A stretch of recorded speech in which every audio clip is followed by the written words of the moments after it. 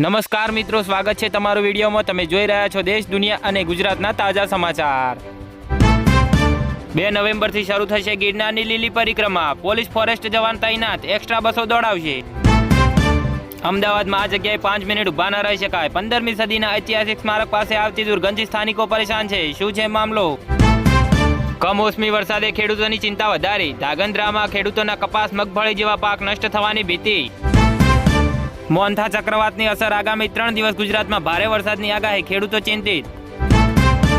Alert, તૈયાર રહેજો, આજે આવી રહ્યું છે મોન્થા વાવાઝોડું। ગુજરાત સહિતના રાજ્યોમાં સ્કૂલ કોલેજો બંધ। ગુજરાતની હાલત તો જુઓ, ક્યાંક પુલ તૂટ્યો તો ક્યાંક કાર તણાઈ। વરસતા વરસાદમાં અગ્નિદાહ આપવો પડ્યો।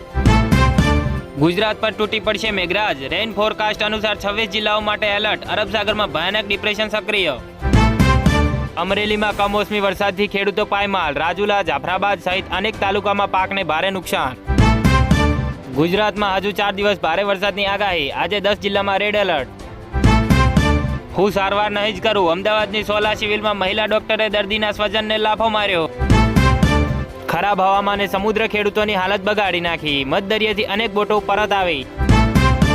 આણંદ જિલ્લામાં 1.5 ઇંચ કમોસમી વરસાદ। 50,000 હેક્ટરમાં ડાંગરના પાક પર જોખમ।